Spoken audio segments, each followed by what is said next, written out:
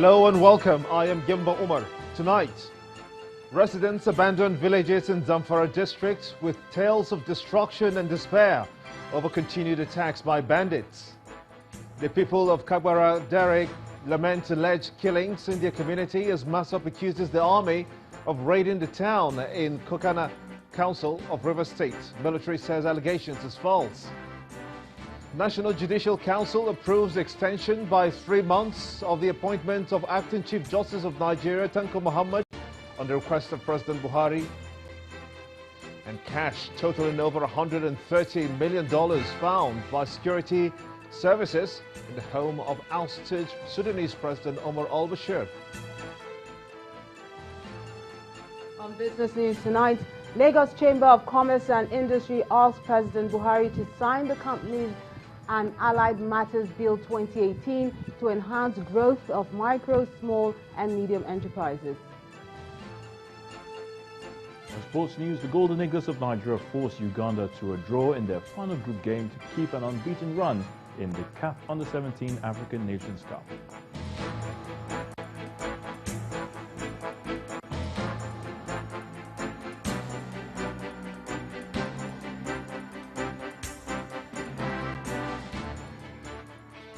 The Nigeria Police Force may have taken over the mining sites in Zamfara State in northwest of Nigeria, but this has not answered all the insecurity questions in the state in recent times. In Kwari District, Shinkafi local government area, there is no record of mining as their mainstay is agriculture, yet 19 out of the 20 settlements in the area have been deserted by residents after bandits killed some villagers and burnt down their homes. Our correspondent, Eni Johnson Mekwa, reports. 110 freshly dug graves in Kwari village in Shinkafi local government area, one of the local government areas sharing borders with Niger Republic. Villagers have been forced to turn a part of their farm into a resting place for relatives who were alive and well just a few weeks back. Unfortunately, this is only a part of those killed in this village alone in the last 5 months. We lost our people, as I'm talking to you now, almost 200 plus that my people died, and they killed them.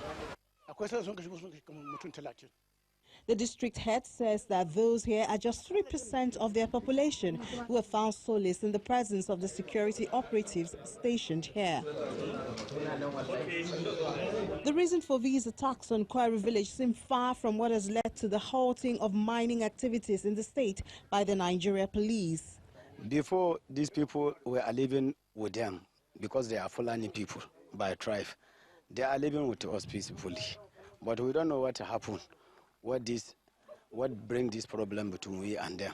For the first time, they are stealing our cows, goat, sheep, and whatever. Later, they come back and kidnap us. After that one again, they come and kill us. They don't want money, they don't want anything from us. The people of Kwari district are mostly farmers, living off their produce, which are mainly onions, cassava and sweet potato. Now they have to employ local security personnel to accompany them to their farms. Just about 5 minutes drive away from Kwari is Atara village. Houses here have been badly burned and villagers are yet to return.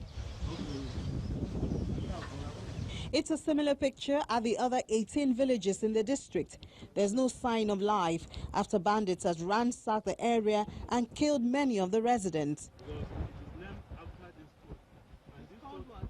The government says the consequences of the insecurity in the state has been enormous. In 2019 alone, 5,000 persons have been killed, 9,000 injured, 10,000 children are now orphans, and 20,000 women widowed, while 10,000 structures have been burned and 13,000 hectares of crops destroyed. Since the beginning of this problem, we have been doing 3 things. 1, sensitization, cooperation with security agencies, and then working together with them. Secondly, if there is an attack which leads to having people displaced, first we visit the community, Then the committee ascertained level of damage in terms of who lost what property, in terms of who has been injured and what is the degree of injury, in terms of who has been displaced, in terms of who has been killed.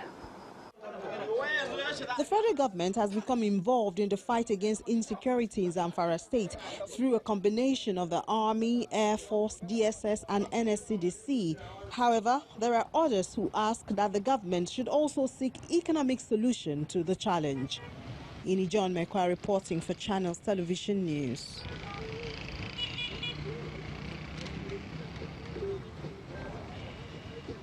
Still in the northwest, gunmen suspected to be kidnappers have killed 2 persons and abducted 3 others in Kajuru local government area of Kaduna State. The State Police Command spokesman, DSP Yakubu Sabo, who confirmed the incident in a statement, says that the gunmen, who were armed with dangerous weapons, invaded Kajuru Castle Resort at about 2 p.m. on Saturday, shooting sporadically. In the process, shooting dead 2 persons, including a female expatriate lady, and taking away 3 others. He says investigation by the police revealed that the victims, along with 12 others, came from Lagos on a tourism tour, after which they organized the party at a castle located on the hilltop. He says that efforts are ongoing to rescue the abducted persons and apprehend the criminals. Meanwhile, the Kaduna State Emergency Management Agency has donated relief materials to displaced victims of the attacks in Kajuru area of the state. The Executive Secretary of Katsema, Ben Kure, who presented the materials, said that they are meant to cushion the sufferings of the victims. Over 3,000 victims of frequent attacks in almost 10 communities in Kajuru local government area have been forced into camps as refugees. I apologize for the state government to see us, to help us for the building materials and the rest of things, so that we shall go in back our various places, so that we shall continue helping ourselves.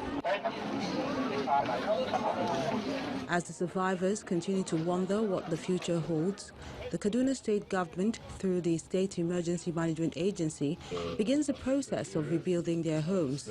In line with the directives that the governor has instructed that a reassessment be conducted by the relevant agencies, and then he wants to see that people that were affected return to their homes within 2 weeks.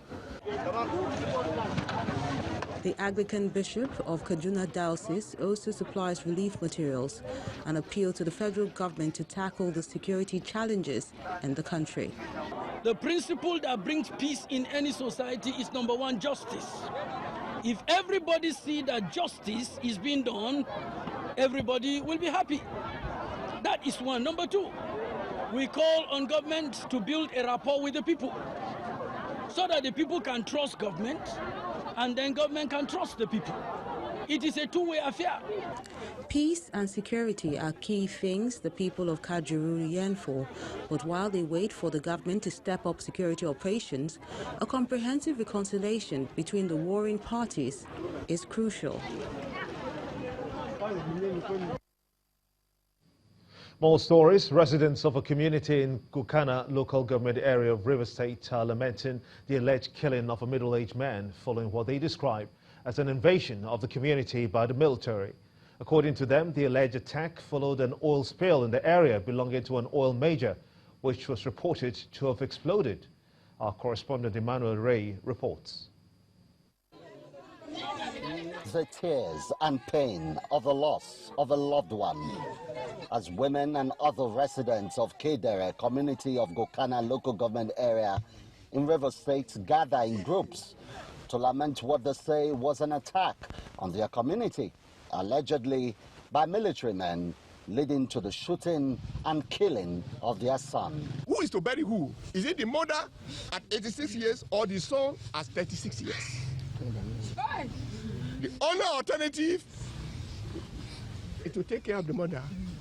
The next alternative is the children, because their future is already breached it was a market day where people from all the corners in the community used to come here to sell. So both farmers, children, suddenly there was a kind of gunshot where people were scared.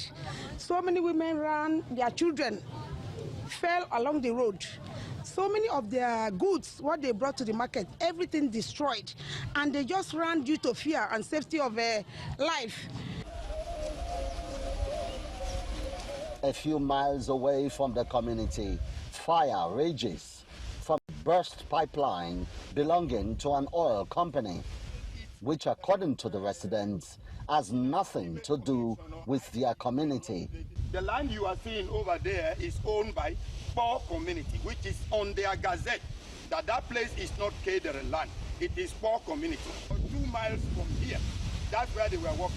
But they just drove into our community, started shooting sporadically, and killed innocent people and destroyed properties worth millions.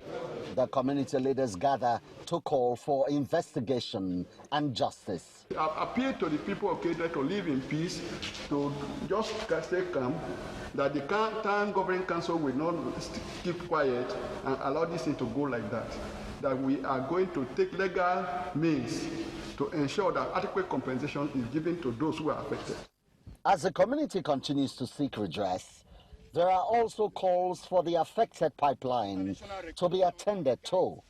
Emmanuel Irey, Channels Television News. Meanwhile, the movement for the survival of the Ogoni people has condemned the alleged invasion of Kabera Dere community, allegedly by the army. In a statement, the acting publicity secretary of MASOP, Sonny Zovar, the group says, quote, even though the movement is in support of genuine efforts by legitimate authorities and government to fight criminality in Ogoni land and other parts of the state or country, we do not support and will not tolerate unprovoked military onslaught and reckless killings in any Ogoni community or elsewhere, end of quote. While calling on the security agencies to stop what it describes as reckless killings in Ogoni communities, MASOP has asked the police to urgently commence investigation into the alleged military raid and ensure the culprits are brought to book to prevent total breakdown of law and order in the area. In a swift reaction, however, the military has dismissed the claims by MASOP, saying that troops never raided anywhere in Gokana as alleged. The acting director, Defense Information, Colonel Clement Wachuku, told Channels Television that there is a transnational pipeline in Gokana, which is a key national asset, but which was raptured by oil thieves. Colonel Wachuku, who also sent photos of oil workers carrying out repairs on the pipeline to back his claim, said that each time technicians from international oil companies were sent to effect repairs on the pipeline, armed gangs would scare them away by shooting sporadically into the air. He added, quote, but in one occasion, troops only accompanied the oil workers and provide them with protection to enable them carry out the repairs without being harassed. While that was ongoing, the armed gangs came as before and began shooting. Troops responded and fired into the air to disperse the armed gangs, end of quote. He adds that from the information he got, nobody was targeted by the troops and no one was killed.